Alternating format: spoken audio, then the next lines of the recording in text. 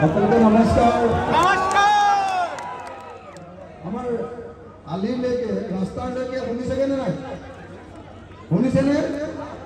শুনি আছেনে ৰাস্তালৈকে? আপোনালোকে পিছফালে শুনিছে? শুনিছেনে? এফালে শুনিছে? চবে শুনিছে? এই স্কুলৰ পুস্তক আপোনালোকে শুনিছেনে নাই? শুনিছে? আপোনালোকে শুনি আছে? ঠিক আছে। শ্ৰদ্ধেয় ৰাইজ,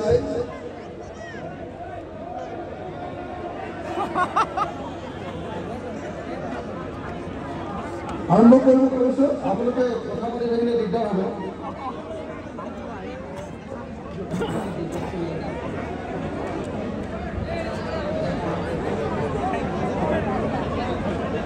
আৰম্ভ কৰিব পাৰোঁ। শ্ৰদ্ধেয় ৰাইজ, আপোনালোক সকলোকে নমস্কাৰ জনাই, শ্ৰদ্ধা জনাই, সালাম জনাই মই মোৰ বক্তৃতা আৰম্ভ কৰিব খুজিছোঁ। কি ভাবে আপোনালোকে এবাৰ আমি মৌলানা বদৰুদ্দিন আজমল ডাঙৰীয়াক বিদায় দিব পাৰিমনে?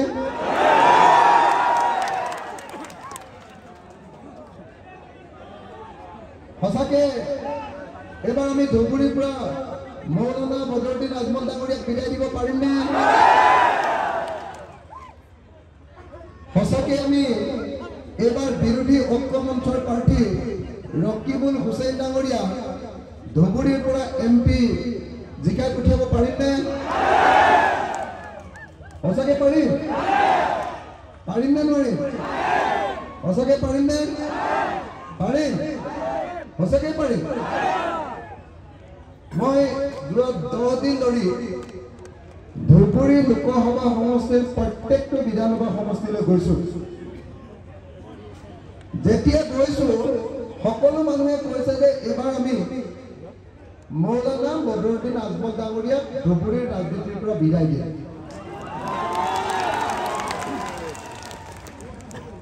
যদি সঁচাকে আপোনালোকে মৌলানা বদৰুদ্দিন আজমল ডাঙৰীয়াক ধুবুৰীৰ ৰাজনীতিৰ পৰা বিদায় দিয়ে, তেতিয়াহ'লে অতি সোনকালে অসমৰ ৰাজনীতিৰ পৰা বিজেপিও বিদায় মাগিব।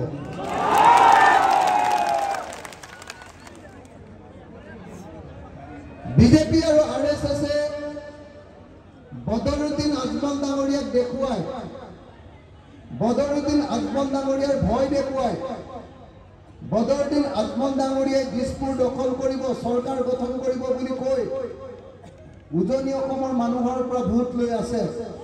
হয়নে নহয়? যদি আপোনালোকে বদৰুদ্দিন আজমল ডাঙৰীয়াক ৰাজনীতিৰ পৰা বিদায় নিদিয়ে, তেতিয়াহ'লে হিমন্ত বিশ্ব শৰ্মাৰ নিৰ্বাচনৰ যিটো কেম্পেইন কৰিবলৈ কাৰণে তেওঁ কোনো বিষয় নাথাকিব। হয়নে নহয়? হয়নে নহয়? হয়নে নহয়? হয়নে নহয়? বদৰুদ্দিন আজমল ডাঙৰীয়াক যদি আপোনালোকে সঁচাকে বিদায় দিয়ে, তেতিয়াহ'লে মই আপোনালোকক বহুত হাত থৈ প্ৰতিশ্ৰুতি দিছোঁ যে 2026 চনত হিমন্ত বিশ্ব শৰ্মাৰ চৰকাৰখনক, বিজেপি আৰু RSSৰ চৰকাৰখনক আমি ব্ৰহ্মপুত্ৰত দলিয়াই দিম।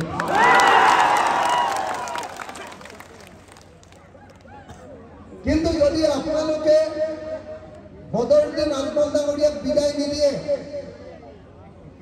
তেতিয়াহ'লে হিমন্ত বিশ্ব শৰ্মাই ক'ব, চোৱা ভাইসকল, চোৱা অসমবাসী, এয়া বিদেশীয়ে, বাংলাদেশীয়ে মিয়াই দিছপুৰ দখল কৰিবলৈ আহি আছে। ক'বনে নাই? ক'বনে নাই? ক'বনে নাই? যোৱা 10 বছৰ বিজেপিয়ে কেৱল আৰু কেৱল বদৰুদ্দিন আজমলক দেখুৱাই অসমত ভোট লৈ আছেনে নাই? আছেনে নাই? এইবাৰ আপোনালোকে ধুবুৰীবাসী ৰাইজে বদৰুদ্দিন আজমল ডাঙৰীয়াক বিদায় দিয়ক, আৰু আমি আপোনালোকক প্ৰতিশ্ৰুতি দি গৈছোঁ 2026 চনত আমি হিমন্ত বিশ্ব শৰ্মাক অসমৰ ৰাজনীতিৰ পৰা বিদায় দিম। শ্ৰদ্ধেয়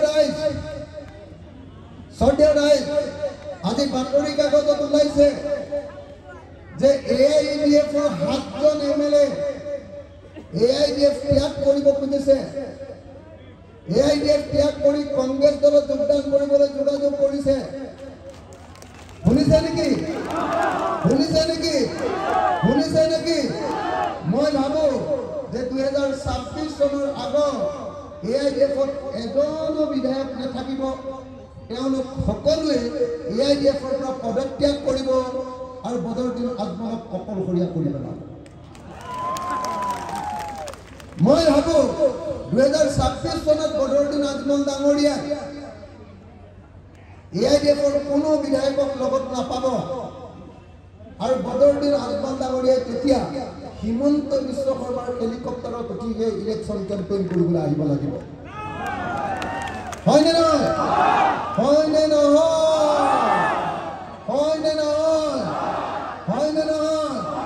সঁচাকে আপোনালোকে বদৰুদ্দিন আজমল ডাঙৰীয়াক এবাৰ বিদায় দিবনে নিদিয়ে বিদায়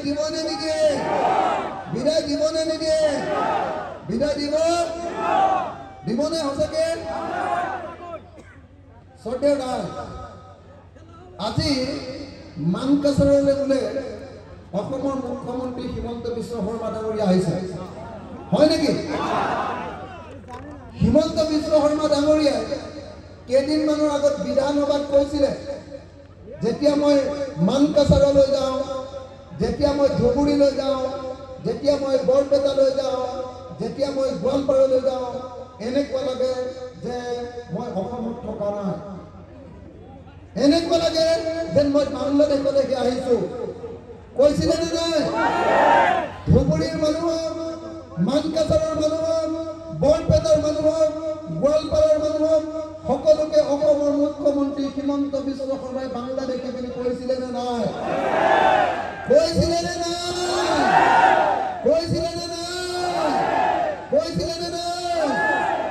সেইজন হিমন্ত বিশ্ব শৰ্মাই আজি মানকাছাৰলৈ কিয় আহিছে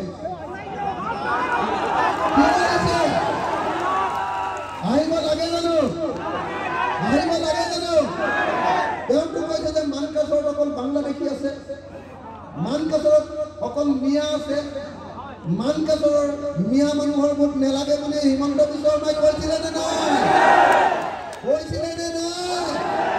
যদি তেওঁ মিয়াৰ ভোট নালাগে যদি তেওঁ ধুবুৰীৰ মানুহৰ ভোট নালাগে যদি তেওঁ মানকাছাৰৰ ভোট নালাগে তেতিয়াহ'লে মানকাছাৰলৈ তেওঁ আহিছে কিয় আহিছে হয়নে নহয় এইটো প্ৰমাণ হয়নে নহয় যে বদৰুদ্দিন আজমল ডাঙৰীয়াই যেনেকৈ ভয় খাইছে তেনেকৈ হিমন্ত বিশ্ব শৰ্মায়ো সম্পূৰ্ণৰূপে ভয় খাইছে ধুবুৰীত তেওঁলোকে হাৰিব বুলি ভাবিছে আৰু সেইকাৰণে তেওঁলোকে উপায় নাপায় ধুবুৰী বৰপেটা গোৱালপাৰা আৰু মানকাছাৰত যদিও তেওঁলোকে কৈছিলে যে বাংলাদেশী আছে সেই মানুহবিলাকৰ ভোট বিচাৰি আহিবলৈ তেওঁলোক বাধ্য হৈছে হয়নে নহয় মইতো ভাবো যে আজি অসমৰ মুখ্যমন্ত্ৰী যেতিয়া আপোনালোকে বহি দিয়ক না ভাইটি বহি দিয়ক অকণমান বহি দিয়ক দিগদাৰ পাইছে এইফালে বহি দিয়ক মোৰ কথাখিনি হাতেৰে ক'ব দিয়ক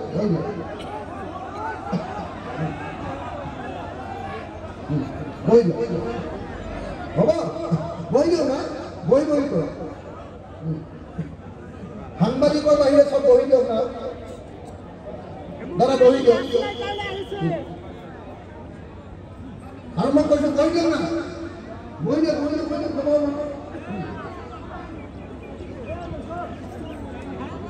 মই কৈ থাকোনে কেইদিনমানৰ আগতে আমি যোৰহাটত ইলেকশ্যন কেম্পেইনিঙত আছিলোঁ যোৰহাট হয়নে নহয় যোৰহাটত আমি উঠাইছোঁ গৌৰৱ গগৈ জানেনে আপোনালোকে গৌৰৱ গগৈ লুৰিণজ্যোতি গগৈ আৰু অখিল গগৈ তিনিজন গগৈয়ে যেতিয়া যোৰহাটত কেম্পেইন কৰিছোঁ বিজেপিয়ে কৈ আছিলে যে নহয় আমাক গোটেই খিলঞ্জীয়া মানুহে ভোট দিব কিন্তু এতিয়া আমি তিনিজন সোমাই গলো এইবাৰ যোৰহাটত আমি বিজেপিক চাফা কৰি পেলালো যোৰহাটত বিজেপি নিজিকে যোৰহাটত আমাৰ প্ৰাৰ্থী গৌৰৱ গগৈ জিকিব ডিব্ৰুগড়ত 100% খিলঞ্জীয়া অসমীয়া মানুহে বিজেপিক ভোট দিয়া নাই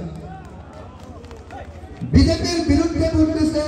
বিজেপিয়ে কেৱল বহিৰাগত মানুহ, হিন্দীভাষী, বঙালীভাষী তেওঁলোকৰ ভোটৰ ওপৰত ডিব্ৰুগড়ত নিৰ্ভৰ কৰিবলগীয়া হৈছে।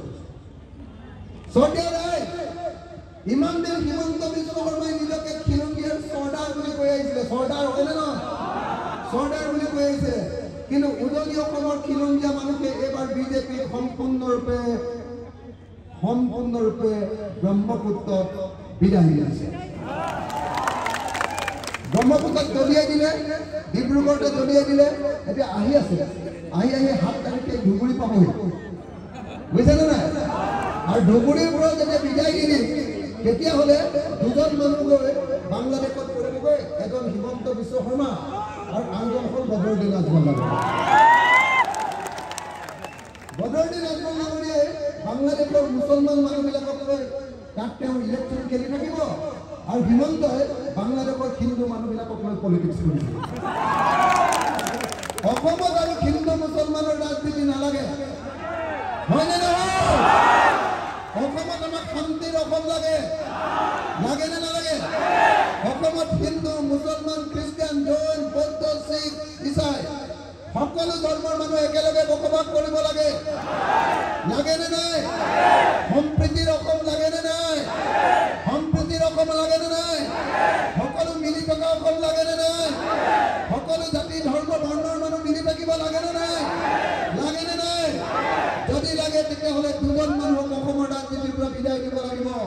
এজনৰ নাম হিমন্ত বিশ্ব শৰ্মা আৰু আনজনৰ নাম বদৰুদ্দিন আজমল ডাঙৰীয়া। বিদায় দিবনে নিদিয়ে? বিদায় দিবনে নিদিয়ে? বিদায় দিবনে নিদিয়ে? বিদায় দিবনে নিদিয়ে? দিবনে নাই? সঁচাকে দিবনে নিদিয়ে? মুখ্যমন্ত্ৰী হিমন্ত বিশ্ব শৰ্মা, মই আপোনালোকক মোৰ ফোনত এতিয়াও দেখুৱাই দিব পাৰোঁ। মোৰ ফোনত এইবিলাক গোটেইবিলাক ৰেকৰ্ডিং আছে, মোৰ ফোনত ইয়াতে আছে। মুখ্যমন্ত্ৰী হিমন্ত বিশ্ব শৰ্মাই কৈছিলে যে ধুবুৰী, বৰপেটা, গোৱালপাৰা আৰু মানকাছাৰৰ মানুহ বাংলাদেশী। কৈছিলেনে? মুখ্যমন্ত্ৰীয়ে কৈছিলে যে আমাক মিয়াৰ ভোট নালাগে। কৈছিলেনে? কৈছিলেনে নাই? মুখ্যমন্ত্ৰীয়ে কৈছিলে যে মই মিয়াক অসমত অপমান কৰিমেই। কৈছিলেনে? কৈছিলেনে? কৈছিলেনে? কৈছিল, হয়নে? হয়। তাৰোপৰি আমি দেখিছোঁ যে বিজেপিৰ মন্ত্ৰীবিলাকে অনবৰতে মুছলমান মানুহক গালি পাৰি থাকে। পাৰি থাকেনে নাই? পাৰি থাকেনে নাই? যেতিয়া অসমৰ মুখ্যমন্ত্ৰীয়ে কৈ দিব, অসমৰ মুখ্যমন্ত্ৰীয়ে যেতিয়া কৈ দিব, বিধানসভাত যেতিয়া ক'ব যে ধুবুৰীত অসমীয়া মানুহ নাই, ধুবুৰীত অকল বাংলাদেশী মানুহ আছে। বৰপেটাত অসমীয়া মানুহ নাই, বৰপেটাত অকল বাংলাদেশী মানুহ আছে। গোৱালপাৰাত অসমীয়া মানুহ নাই, গোৱালপাৰাত অকল বাংলাদেশী লোক আছে। মানকাছাৰত অসমীয়া মানুহ নাই, মানকাছাৰত অকল বাংলাদেশী লোক আছে। তেতিয়াহ'লে ধুবুৰী, মানকাছাৰ, গোৱালপাৰা, বৰপেটা এই মানুহবিলাকে উজনি অসম বা গুৱাহাটীত গৈ শান্তিত থাকিব পাৰিবনে? পাৰিবনে নোৱাৰে? পাৰিবনে নোৱাৰে? মুখ্যমন্ত্ৰীয়ে মুছলমান সমাজৰ বিৰুদ্ধে সমগ্ৰ অসমত ঘৃণা বিয়পাই আছেনে নাই? সমগ্ৰ অসমত মুছলমানৰ বিৰুদ্ধে ঘৃণা বিয়পাই আছেনে নাই? সেই ঘৃণা বিয়পোৱাৰ কাৰণে গুৱাহাটীলৈ গ'লে মুছলমান মানুহজনৰ ভয় লাগে নে নালাগে? লাগে নে নালাগে? ডিব্ৰুগড়লৈ গ'লে লাগে নে নালাগে ভয়? যোৰহাটলৈ গ'লে, যোৰহাটত যেতিয়া বিল্ডিঙৰ কাম কৰিবলৈ যায়, যোৰহাটত যেতিয়া ইটা ভাটাৰ কাম কৰিবলৈ যায়, শিৱসাগৰত যেতিয়া খেতিৰ কাম কৰিবলৈ যায়, অথবা অন্য কিবা কাম কৰিবলৈ যায়, তেতিয়া অসমৰ মুছলমান মানুহে ভয়তে থাকিব লাগে উজনি অসমত। হয়নে নহয়? হয়নে নহয়? আমাৰ সংখ্যালঘু মানুহবিলাকক জীৱনৰ নিৰাপত্তাহীনতা কোনে ভোগাইছে? কোনে ভোগাইছে? কোনে ভোগাইছে? আপোনালোকক ভয় খুৱাই কোনে ৰাখিছে? কোনে ৰাখিছে? বিজেপি চৰকাৰে। হয়নে নহয়? হয়নে নহয়? হয়নে নহয়? সেইকাৰণে আপোনালোকে যেতিয়া বাছত যায় তেতিয়াও আপোনালোকে ভয়ে ভয়ে যাব লাগে, লাগে নে নালাগে? যেতিয়া ট্ৰেইনত যায় তেতিয়াও আপোনালোকে ভয়ে ভয়ে যাব লাগে নে নালাগে? উজনি অসমলৈ যায় এতিয়াও আপোনালোকে মাজে মাজে কেতিয়াবা কেতিয়াবা কাণত ধৰি উদ্ভৱ কৰিব লাগে নে নালাগে? লাগে নে নালাগে? এই পৰিৱেশ অসমত সৃষ্টি কৰিছে কোনে? এই পৰিৱেশ সৃষ্টি কৰাৰ কাৰণে দায়ী কোন? এই পৰিৱেশ সৃষ্টি কৰাৰ কাৰণে অসমত দায়ী কোন? কোন দায়ী? কোন দায়ী? অসমৰ সংখ্যালঘু মানুহৰ আটাইতকৈ ডাঙৰ শত্ৰু কোন? আৰে আপোনালোকে মুখেৰে মতা নাই, আপোনালোকে মুখেৰে মতা নাই। মই সুধিব খুজিছো, অসমৰ সংখ্যালঘু ৰাইজৰ আটাইতকৈ ডাঙৰ শত্ৰু কোন? এতিয়াও চবে মতা নাই। অসমৰ সংখ্যালঘু ৰাইজৰ আটাইতকৈ ডাঙৰ শত্ৰু কোন? হয়নে? হিমন্ত হয়নে? কোন হয়? কোন হয়? অসমৰ সংখ্যালঘু ৰাইজৰ আটাইতকৈ ডাঙৰ শত্ৰু কোন? অসমৰ সংখ্যালঘু ৰাইজৰ আটাইতকৈ ডাঙৰ শত্ৰু কোন? অসমৰ সংখ্যালঘু ৰাইজৰ আটাইতকৈ ডাঙৰ শত্ৰু কোন? অসমৰ সংখ্যালঘু ৰাইজৰ আটাইতকৈ ডাঙৰ শত্ৰু কোন? হয়নে? অসমৰ আটাইতকৈ সংখ্যালঘু ৰাইজৰ আটাইতকৈ ডাঙৰ শত্ৰুজন হ'ল অসমৰ মুখ্যমন্ত্ৰী। হয়নে নহয়? হয়নে নহয়? হয়নে নহয়? যদি এখন দেশত সংখ্যালঘু মানুহ শান্তিত থাকিব নোৱাৰে, এখন দেশত যদি সংখ্যালঘু মানুহে যদি অশান্তিত থাকিব লাগে, ভয়ে ভয়ে থাকিব লাগে, তেতিয়াহ'লে সেই দেশখনৰ গণতান্ত্ৰিক পৰিৱেশ থকা বুলি কম নে নকওঁ? কম নে নকওঁ? যদি ভাল গণতান্ত্ৰিক পৰিৱেশ থাকে, তেতিয়াহ'লে সংখ্যালঘু সংখ্যাগুৰু সকলো মানুহে একেলগতে বাস কৰিব পাৰিব। হয়নে নহয়? হয়নে নহয়? বিজেপিয়ে অসমৰ গোটেই গণতান্ত্ৰিক বাতাবৰণটো বেয়া কৰি পেলাইছে নে নাই? পেলাইছে নে নাই? গোটেই পৰিৱেশটো বেয়া কৰিছে নে নাই? কৰিছে নে নাই? কৰিছে নে নাই? তেতিয়াহ'লে বিজেপিক অসমৰ ৰাজনীতিৰ পৰা বিদায় দিব লাগিব নে নাই? বিজেপিক ব্ৰহ্মপুত্ৰত পেলাই দিব লাগিব নে নাই? পেলাই দিব লাগিব নে নাই? পেলাই দিব লাগিব নে নাই? বিজেপিৰ লগত আৰু এটা পদুম ফুলৰ লগত হাতী নামৰ এটা বস্তু, এটা বলীয়া হাতী ঘূৰি ফুৰিছে, গম পায়নে? এটা বলীয়া হাতীয়ে অসমত দপদপাই আছে, গম পায়নে? গম পায়নে? আপোনালোকৰ ইয়ালৈ আহি বলীয়া হাতী মানকাছ আৰু পাই গৈছে বুলি মই শুনিছো। হয় নেকি? হয় নেকি? হয় নেকি? হয় নেকি? এই বলীয়া হাতীটোকো আমি এবাৰ ব্ৰহ্মপুত্ৰত পেলাই দিব লাগে। পাৰিম নে নোৱাৰে? পাৰিম নে নোৱাৰে? পাৰিম নে নোৱাৰে? পাৰিম নে নোৱাৰে? পাৰিম নে নোৱাৰে? ইয়াত হাতীত ভোট দিয়া মানুহ কিমান আছে? ইয়াত হাতীত ভোট দিয়া মানুহ কিমান আছে? ইয়াত হাতীত ভোট দিয়া মানুহ কিমান আছে? ইয়াত হাতীত ভোট দিয়া মানুহ কিমান আছে? হাতীত ভোট দিয়া মানুহ আছে নেকি? নাই, সকলোৱে নিদিয়ে। নিদিয়ে, সঁচাকে সঁচাকে নিদিয়ে। মহিলাসকলে হাত জমা নাই। হাতীত ভোট দিব নেকি? হাতীত ভোট দিব নেকি? হাতীত ভোট দিব নেকি? মই শুনিছো যে মহিলাসকলক এইকেইদিন ব্লেকমেইল কৰি আছে।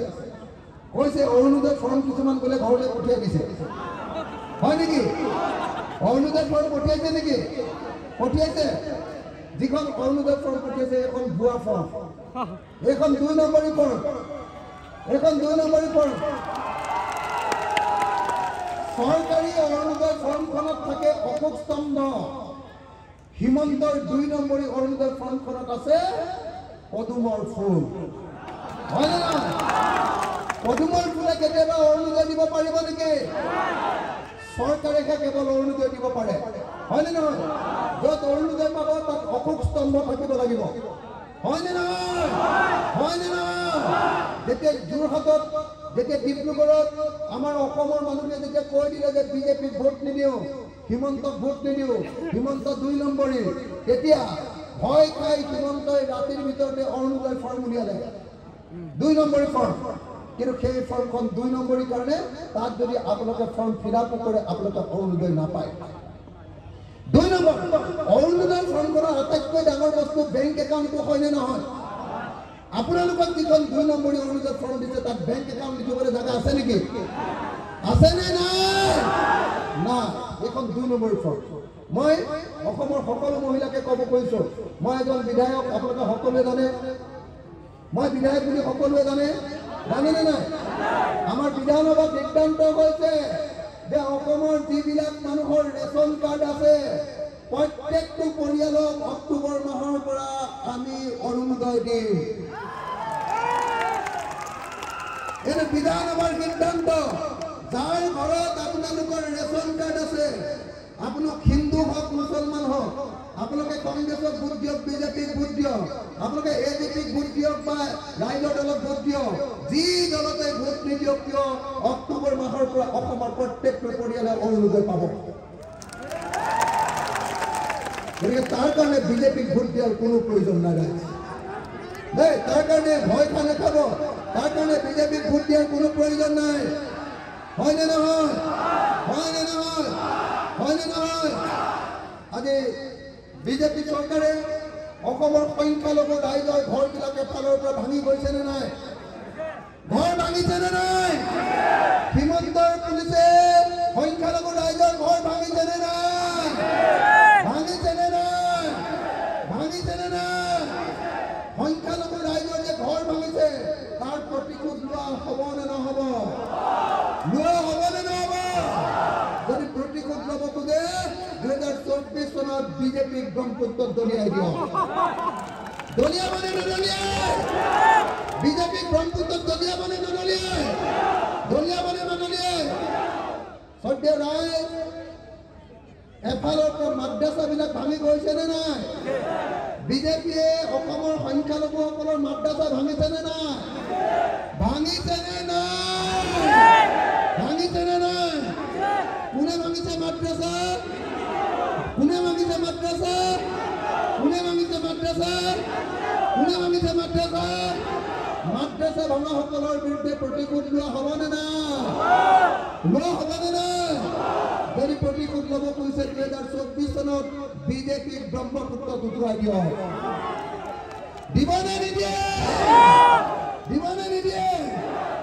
শ্ৰদ্ধেয় ৰাইজ, হিমন্ত বিশ্ব শৰ্মা চৰকাৰৰ দিনত সংখ্যালঘু মানুহক পুলিচে যদি ধৰি লৈ গৈছে, পিছদিনা কোৰ্টত খাৰা কৰিব লাগে, কিন্তু কোৰ্টত খাৰা নকৰে। আগদিনা ৰাতিয়ে কোনোবা এখন জংঘললৈ লৈ যায় আৰু জংঘলত লৈ গৈ একদম বন্দুক দি বুকুতে গুলিয়াই দিয়ে। দিয়ে নে নিদিয়ে? এনকাউণ্টাৰ কৰে নে নকৰে? হিমন্ত বিশ্ব শৰ্মা চৰকাৰে এতিয়ালৈকে 82 জন মানুহক এনেকৈ এনকাউণ্টাৰ কৰিছে। কিমান মানুহক? 82 জন মানুহক হিমন্তৰ চৰকাৰে এতিয়ালৈকে হত্যা কৰিছে। এনেকৈ সংখ্যালঘুক যে ধৰি ধৰি নি হত্যা কৰিছে, আমি তাৰ প্ৰতিশোধ ল'ম নে নল'ম? ল'ম নে নল'ম? যদি প্ৰতিশোধ ল'ব খুজিছে 2024 চনত বিজেপিক আহক আমি সকলোৱে ব্ৰহ্মপুত্ৰত দলিয়াই দিওঁ। দলিয়াই দিব নে নিদিয়ে? দলিয়াই দিব নে নিদিয়ে? দলিয়াই দিব নে নিদিয়ে? দিব নে নিদিয়ে? দিব নে নিদিয়ে? দিব। শ্ৰদ্ধেয় ৰাইজ, আপোনালোকে সকলোৱে জানে যে মই এজন MLA, জানে নে নাজানে? মই যে MLA কৈছো, মই ইলেকশ্যনত কেম্পেইন নকৰাকে MLA কৈছো বুলি জানে নে নাই? মই জেলৰ পৰা MLA কৈছো বুলি জানে নে নাই? সঁচাকে জানে নে নাই? মই জেলত থাকোঁতে মোক MLA জিকাইছে বুলি জানে নে নাই? আৰু এইটো জানে নে নাই যে অসম বিধানসভাৰ আটাইতকৈ ডেঞ্জাৰাছ MLA তো ময়ে বুলি জানে নে নাই? জানে নে নাই? মই যদি বিধানসভাত থাকো, হিমন্ত বিশ্ব শৰ্মাৰ বুকুখন এনেকুৱা কৰি থাকে বুলি জানে নে নাই? জানে নে নাই? জানে নে নাই? হিমন্তক বিধানসভা কণ্ট্ৰল কৰিবলৈ, ঠাণ্ডা কৰিবলৈ মই এটাই কাফি। জানে নে নাই? কিন্তু লোকসভাত আমাক মানুহ লাগিব। লোকসভাত আমাক মানুহ লাগিব নে নাই? দিল্লীত আমাক মানুহ লাগিব নে নাই? লাগিব নে নাই? সেইকাৰণে আমি দিল্লীলৈ পঠিয়াবলৈ সিদ্ধান্ত লৈছো। গৌৰৱ গগৈ ভাল হ'বনে? গৌৰৱ গগৈ, লুৰিণজ্যোতি গগৈ, ৰকিবুল হুছেইন, প্ৰদ্যুৎ বৰদলৈ হ'বনে? হাফিজ ৰছিদ চৌধুৰী, আপোনালোকে ৰকিবুল হুছেইনক দিল্লীলৈ পঠিয়াবনে নাই? চবেই হাত জমা নাই। ৰকিবুল হুছেইনক দিল্লীলৈ পঠিয়াবনে নাই? পঠিয়াবনে নাই? ৰকিবুল হুছেইনক দিল্লীলৈ পঠিয়াবনে নাই? দিল্লীলৈ পঠিয়াবনে নাই? পঠিয়াবনে নাই? পঠিয়াব। দিল্লীলৈ যায় আৰু যদি কংগ্ৰেছৰ চৰকাৰ হয় ৰকিবুল হুছেইন ভাৰতৰ কেন্দ্ৰীয় মন্ত্ৰী হ'ব। ৰকিবুল হুছেইন ভাৰতৰ কেন্দ্ৰীয় মন্ত্ৰী হ'ব। ধুবুৰীৰ পৰা গৈ ৰকিবুল হুছেইন ভাৰতৰ কেন্দ্ৰীয় মন্ত্ৰী হ'ব। সংখ্যালঘু পৰিক্ৰমা দপ্তৰৰ মন্ত্ৰী হ'ব আৰু তেতিয়া আপোনালোকৰ সংখ্যালঘুসকলৰ সকলো সমস্যা সমাধান কৰিব পাৰিব নাই? পাৰিবনে নাই? আৰু বদৰুদ্দিন আজমল ডাঙৰীয়া যদি বিজেপি যদি দিল্লীলৈ যায়, তেওঁ যদি MP হয় আৰু যদি কংগ্ৰেছৰ চৰকাৰ হয়, তেতিয়াহ'লে বদৰুদ্দিন আজমলে কি কৰিব পাৰিব? কি কৰিব পাৰিব? কি কৰিব পাৰিব? নাকত তেল দি শুই থাকিবগে পাৰিব। হয় নে নহয়? হয় নে নহয়? হয় নে নহয়? হয় নে নহয়? গতিকে কাক ভোট দিব? কাক ভোট দিব? কাক ভোট দিব? কাক ভোট দিব? কোন চিনত ভোট দিব? কোন চিনত ভোট দিব? কোন চিনত ভোট দিব? কোন চিনত ভোট দিব? কোন চিনত ভোট দিব? কোন চিনত ভোট দিব? দিবনে? দিবনে? যদি ৰকিবুল হুছেইন জিকি যায় আৰু কিবা কাৰণত যদি দিল্লীত বিজেপি চৰকাৰ হয়, তেতিয়াহ'লে কি হ'ব? তেতিয়াহ'লে ৰকিবুল হুছেইনে লগত কংগ্ৰেছৰ 150জন MP লগত লৈ নৰেন্দ্ৰ মোদীক এনেকে ধৰি জোকাৰি দিব পাৰিব। পাৰিবনে নাই? পাৰিবনে নাই? পাৰিবনে নাই? আৰু বদৰুদ্দিন আজমল যদি MP হয় আৰু যদি বিজেপিৰ চৰকাৰ হয়, তেতিয়াহ'লে বদৰুদ্দিন আজমলে কি কৰিব পাৰিব? একো কৰিব নোৱাৰে। ওই ভয়তে গৈ মক্কাত লুকাই থাকিবগে। হয়নে নহয়? তেওঁ গৈ অকল মক্কাতে শুই থাকিবগে। হয়নে নহয়? তেওঁ গৈ আৰৱতে শুই থাকিবগে। হয়নে নহয়? হয়নে নহয়? হয়নে নহয়? হয়নে নহয়? হয়নে নহয়? ভোট দিব কাক? ভোট দিব কাক? ভোট দিব কাক? ভোট দিব কাক? ভোট দিব কাক? ভোট দিব কাক? ভোট দিব কাক? ভোট দিব কাক? দিবনে? মই শুনিছো, মই এটা কথা আপোনালোকক সুধিব খুজিছো।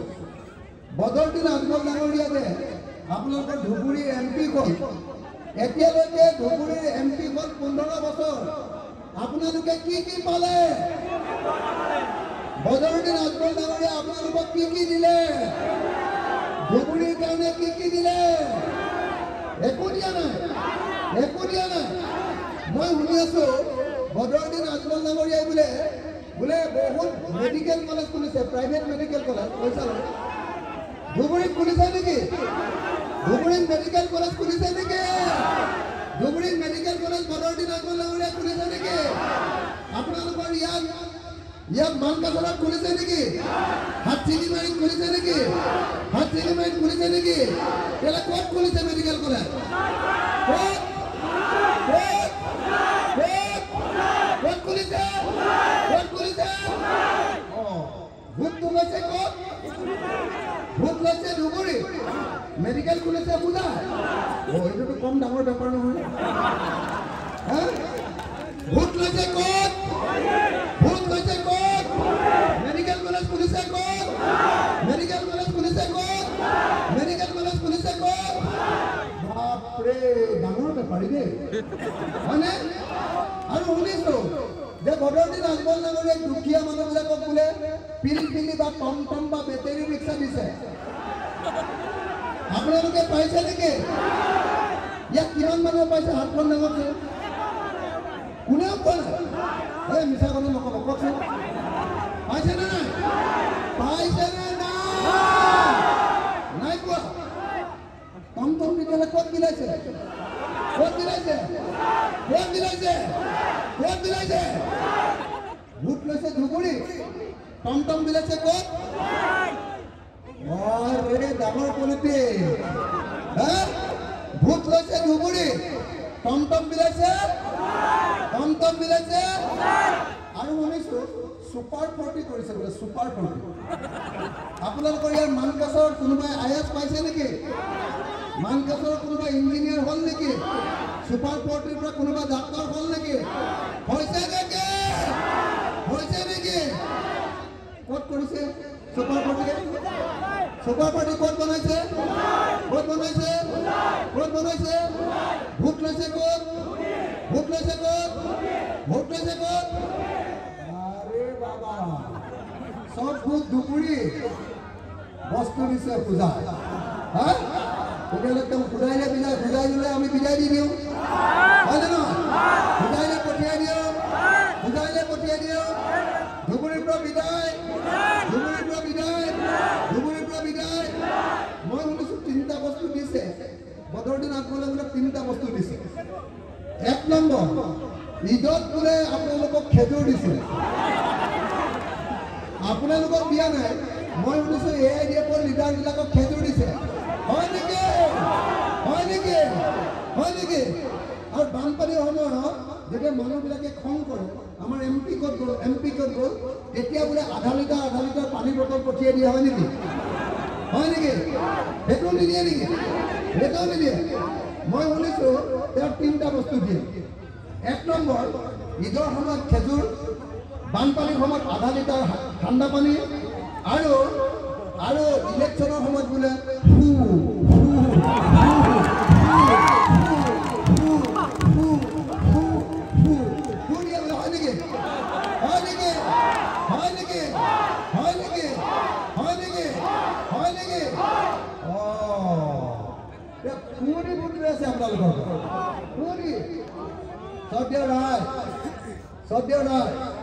মই যে বদৰুদ্দিন আজমল ডাঙৰীয়াৰ বিৰুদ্ধে কেম্পেইন কৰি আছো, মই যে AIDFৰ বিৰুদ্ধে কেম্পেইন কৰি আছো, কংগ্ৰেছৰ কাৰণে যে কেম্পেইন কৰি আছো, বদৰুদ্দিন আজমল ডাঙৰীয়াই সেইদিনা মোক বুজিছে নে, মোক অভিশাপ দিছে, অভিশাপ কি বুলি দিছে জানে? যে অখিল গগৈ উৎপাত কৰিছে, এই সোনকালে মৰিব, এনেকে কৈছে। মই কি বুলি কৈছো জানে? মই কৈছো বোলো অসমীয়াত এটা কথা আছে, সপোনৰ হাৰত বুঢ়া গৰু নমৰে। হয়নে নহয়? হয়নে নহয়? হয়নে নহয়? হয়নে নহয়? এইকেইদিন বদৰুদ্দিন চাহেবৰ বিৰাট খং উঠিছে, গম পায়নে নাই? ওচৰত নাথাকিব দেই, মাৰি দিব। মাৰিছে বুলি গম পায়নে নাই? ষ্টেজতে মানুহ মাৰিছে বুলি গম পায়নে নাই? গম পায়নে নাই? মাইকবিলাকো ভাঙি দিছে বুলি গম পায়নে নাই? মাইকো ভাঙি দিছে বুলি গম পায় নাই? সাংবাদিককো পিটিছে বুলি গম পায়নে নাই? গম পায়নে নাই? বদৰুদ্দিন চাহেবৰ মাথাটো কেলে গৰম উঠিছে বাৰু? কেলে গৰম উঠিছে? কাৰণ বদৰুদ্দিন চাহেবৰ জমিদাৰী ইমান দিন ধুবুৰীত জমিদাৰী চলাই আছিলে নে নাই? জমিদাৰীখন ইতিমধ্যে তেওঁৰ হাতৰ পৰা গুচি গৈছে। গ'লনে নাই?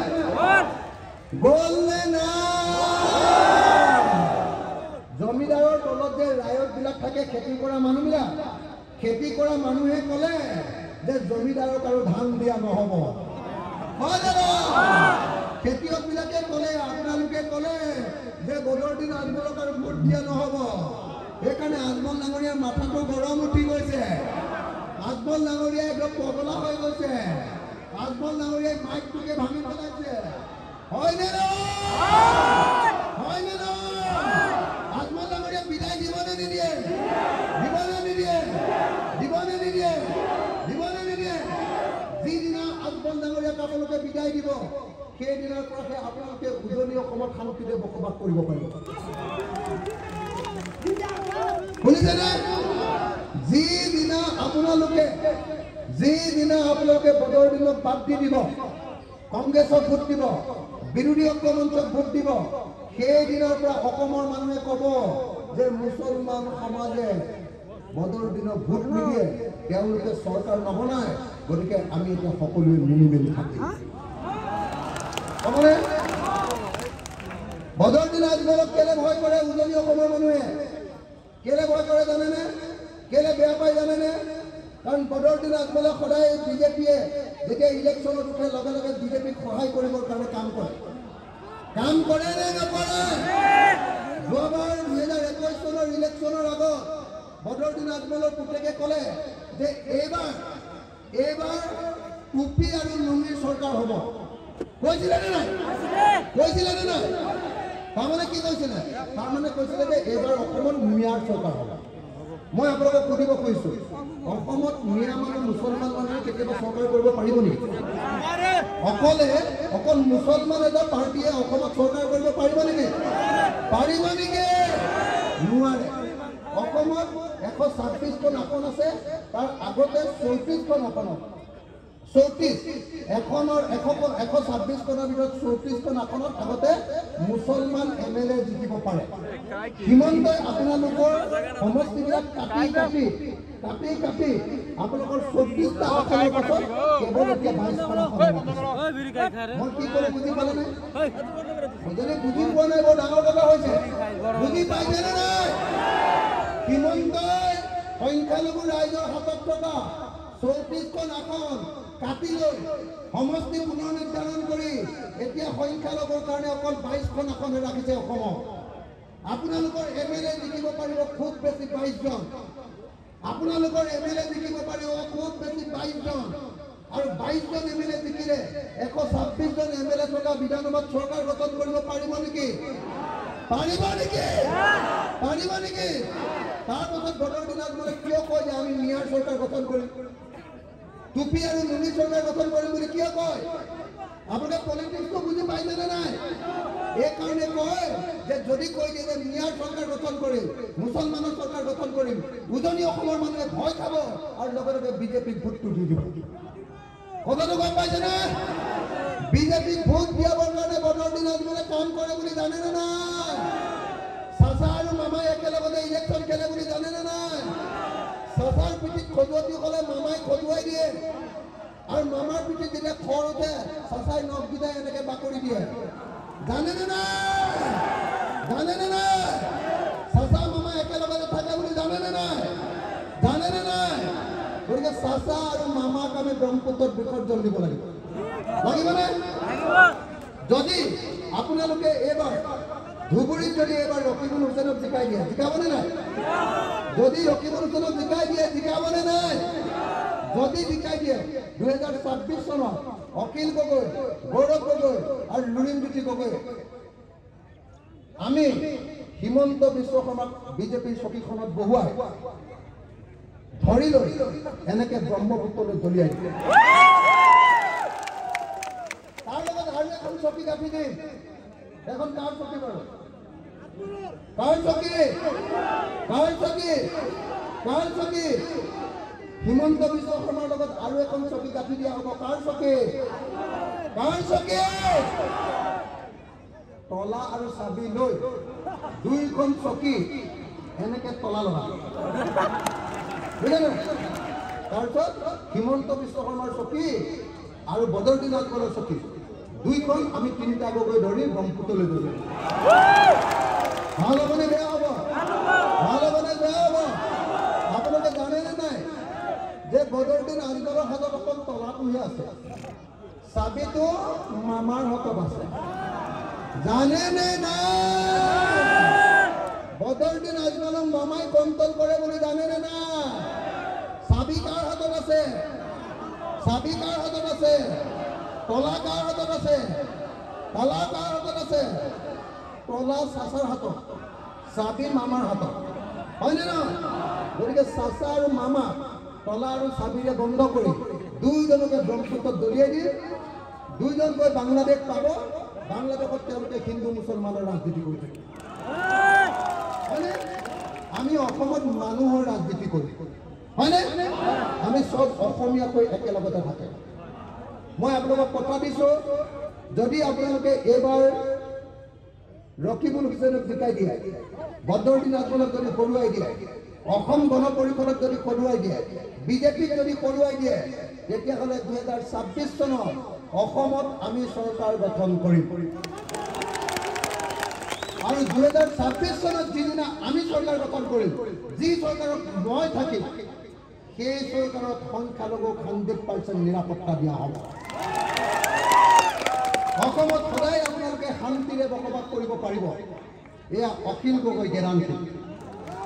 সকলো সংখ্যালঘু হিন্দু, মুছলমান, খ্ৰীষ্টিয়ান, জৈন, বৌদ্ধ, শিখ, পাৰ্চী সকলো মানুহে একেলগতে শান্তিৰে বসবাস কৰিব পাৰিব।